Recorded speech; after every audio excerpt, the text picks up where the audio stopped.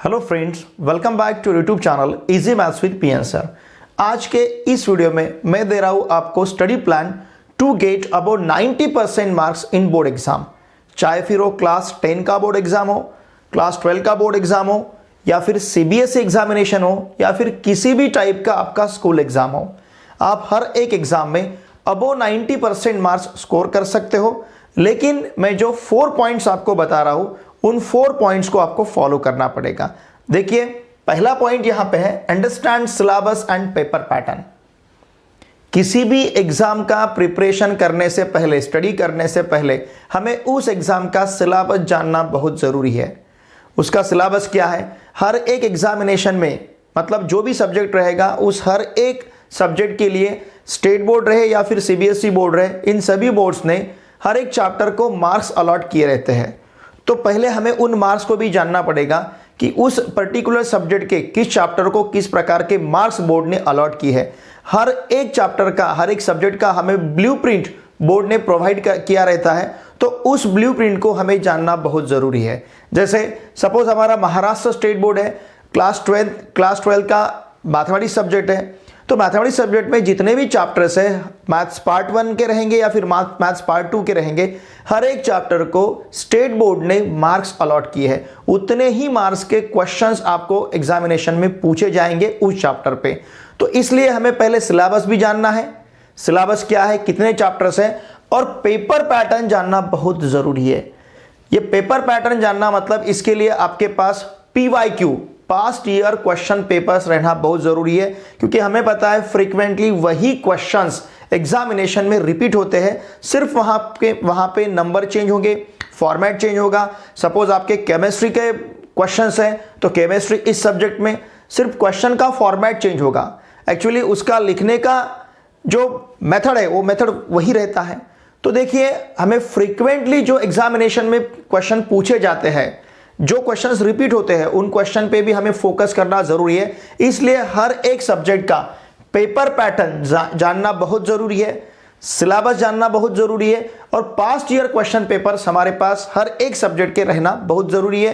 क्योंकि जब भी हम किसी भी चैप्टर का प्रिपरेशन करेंगे, तो पहले हम हर एक पास्ट ईयर क्वेश्चन पेपर से, मतलब हर एक चैप्टर के प्रीवियस ईयर क्वेश्चन पेपर जो रहेंगे, तो उन क्वेश्चन पेपर से हम उस चैप्टर के क्वेश्चंस कलेक्ट करेंगे और उन क्वेश्चंस पे हम फोकस करेंगे। चाहे वो कौन सा भी सब्जेक्ट रहो आपका first language, second language, physics, chemistry, biology, mathematics, या फिर आपका 10th स्टैंडर्ड का ज्योग्राफी, हिस्ट्री, साइंस, मैथमेटिक्स, किसी भी सब्जेक्ट में जो भी सब्जेक्ट का हम पढ़ाई कर रहे हैं, जो भी स्टैंडर्ड का हम पढ़ाई कर रहे हैं, तो हर एक सब्जेक्ट के पास्ट ईयर क्वेश्चन पेपर्स हमारे पास रहना बहुत जरूरी है। क्योंकि यही पेपर आपको सिखाते हैं, आपको बताते हैं कि आने वाले एग्जामिनेशन में किस प्रकार के क्वेश्चंस रहेंगे। ओके, फिर नेक्स्ट पॉइंट है मॉडल मार्कशीट। अब देखिए, अगर मैं 12 का एग्जाम देने जा रहा हूं, तो मेरे पास मेरा खुद का मार्कशीट, जिसे हम ड्रीम मार्कशीट कहेंगे, मेरा खुद का मार्कशीट बनाना चाहिए। जैसे 12 का एग्जाम, 12 स्टेट बोर्ड का एग्जाम अगर मैं दे रहा हूं, तो देखिए मेरे पास इंग्लिश, सेकेंड लैंग्वेज जो भी रहेगा, फिजिक्स, केमिस्ट्री, बायोलॉजी, मैथमेटिक्स, इन सभी सब्जेक्ट में मुझे कितने मार्क्स चाहिए अबोव 90% आने के लिए। तो पर्टिकुलर उस सब्जेक्ट के सामने उतना मार्क्स का मैंने एक ड्रीम मार्कशीट बनाना ही चाहिए। और ये मार्कशीट आप जहां पे पढ़ाई के लिए बैठते हो, जहां पढ़ाई करते हो, जिस चेयर पे आप बैठते हो, जिस टेबल पे आप पढ़ाई करते हो, जहां आपका टेबल रखा हुआ है, उस मतलब जिस दीवार की तरफ आपका हमेशा ध्यान जाता है, उस दीवार के ऊपर ये मार्कशीट, हमारा जो ड्रीम मार्कशीट है, मॉडल मार्कशीट है, ये मॉडल मार्कशीट उस दीवार पे आपने चिपकाना चाहिए। हमेशा उस मार्कशीट की तरफ आपका ध्यान रहना चाहिए। मुझे मैथमेटिक्स में इतना स्कोर करना है, फिजिक्स में इतना स्कोर करना है, केमिस्ट्री में इतना स्कोर करना है, उससे कम मेरा स्कोर रहना नहीं चाहिए।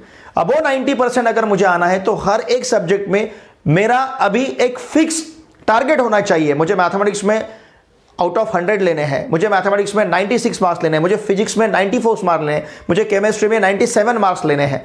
तो ये हमारा मॉडल मार्कशीट, जिस स्टडी रूम में हम पढ़ाई के लिए बैठते हैं, उस स्टडी रूम में जिस दीवार की तरफ हमारा ध्यान जाता है, उस दीवार पे हमारा वो मार्कशीट आपने चिपकाना चाहिए और उसकी तरफ हमेशा हमारा ध्यान रहना चाहिए। ओके, फिर इसके बाद है प्रिपरेशन स्ट्रेटेजी। अब मेरे पास मेरे खुद का मार्कशीट बनाया है, तो मुझे प्रिपरेशन स्ट्रैटेजी बनाना पड़ेगा। प्रिपरेशन स्ट्रैटेजी इसमें क्या आएगा, मैं हर दिन जो पढ़ाई करता हूं उस पढ़ाई को, मतलब जो भी चैप्टर मैंने प्रिपेयर किया है उस चैप्टर को कम से कम 10 दिन बाद मैंने रिवाइज करना ही चाहिए। नहीं तो मैंने केमिस्ट्री का एक आधा चैप्टर अभी पढ़ा है और 10-15 दिन उसकी तरफ मैं 15 दिन 20 दिन में उसकी तरफ नहीं देखूंगा। कम से कम 10 दिनों में आपने उस चैप्टर को टच करना चाहिए, उस चैप्टर को रिवाइज करना चाहिए हर एक सब्जेक्ट के लिए। अब इंग्लिश का कुछ मैंने प्रिपरेशन किया है और 20 दिन हो गए उस प्रिपरेशन की तरफ, मैंने बाद में उसे देखा ही नहीं, उसे रिवाइज किया नहीं, ऐसा नहीं करना चाहिए। देखिए हर एक सब्जेक्ट का हमारा प्लान होना बहुत जरूरी है। कौन से सब्जेक्ट को हमें कितना टाइम देना चाहिए, एक प्रिपरेशन स्ट्रैटेजी आप खुद को बनाना है।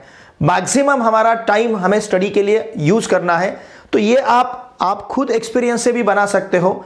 तो आपका हर एक सब्जेक्ट के लिए टाइम टेबल बनना बहुत जरूरी है। ये आता है प्रिपरेशन स्ट्रैटेजी में। खुद के नोट्स रहने चाहिए, जो भी कॉर्नर पॉइंट्स है वो कॉर्नर पॉइंट्स भी हमारे पास रहने चाहिए। मैथमेटिक्स है तो उसके फॉर्मूले का लिस्ट हमारे पास रहना चाहिए। फॉर्मूले, जो इंपॉर्टेंट फॉर्मूले दीवार पे आपने उसका चार्ट चिपकाना चाहिए। तो ये सब आएगा प्रिपरेशन स्ट्रैटेजी में। और सबसे लास्ट वाला पॉइंट बहुत इंपॉर्टेंट है, राइटिंग प्रैक्टिस। बहुत सारे बच्चे क्या करते हैं, सिर्फ पढ़ाई करते हैं। देखिए आपको रिटन एग्जामिनेशन देना है, सिर्फ रीड करते हैं, रीड पढ़ाई करते हैं इन द सेंस सिर्फ रीड करते हैं सब्जेक्ट को, ऐसा नहीं। जिस भी टॉपिक को आप पढ़ते हो उस हर एक टॉपिक को आपने लिखना चाहिए पेपर के ऊपर, क्योंकि आपको जो एग्जाम देना है पेपर पेन मोड एग्जामिनेशन है।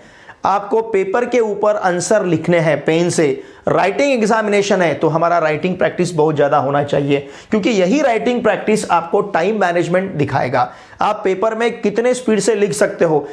हमें हर एक एग्जामिनेशन का जो हमारा पेपर रहता है, ज्यादा से ज्यादा 3 आवर्स में हमको पेपर सॉल्व करना पड़ता है, हमें वो पेपर सॉल्व करना पड़ता है। तो इसके लिए टाइम मैनेजमेंट बहुत इंपॉर्टेंट है। ये टाइम मैनेजमेंट आपको राइटिंग प्रैक्टिस सिखाएगा। तो आपकी प्रैक्टिस, राइटिंग प्रैक्टिस बहुत ही इंपॉर्टेंट है। तो देखिए स्टूडेंट्स, इन 4 पॉइंट्स पे आपको फोकस करना है। ये 4 पॉइंट्स अगर आप स्ट्रिक्टली फॉलो करोगे तो आप कौन सा भी एग्जाम रहे, चाहे क्लास 10 का, चाहे क्लास 12 का, फिर वो स्टेट बोर्ड का रहे या फिर सीबीएसई का रहे, हर एक एग्जामिनेशन में आप अबो 90% मार्क्स ले सकते हो। ठीक है, आशा करता हूं आज मैंने जो भी 4 पॉइंट्स आपको बताए, ये 4 पॉइंट्स आप स्ट्रिक्टली फॉलो करेंगे। ये 4 पॉइंट्स आपको अच्छे प्रकार का आउटपुट देंगे। जो भी एग्जाम आप अब देने वाले हो फ्यूचर में, हर एक एग्जाम के लिए आपको बेस्ट ऑफ लक।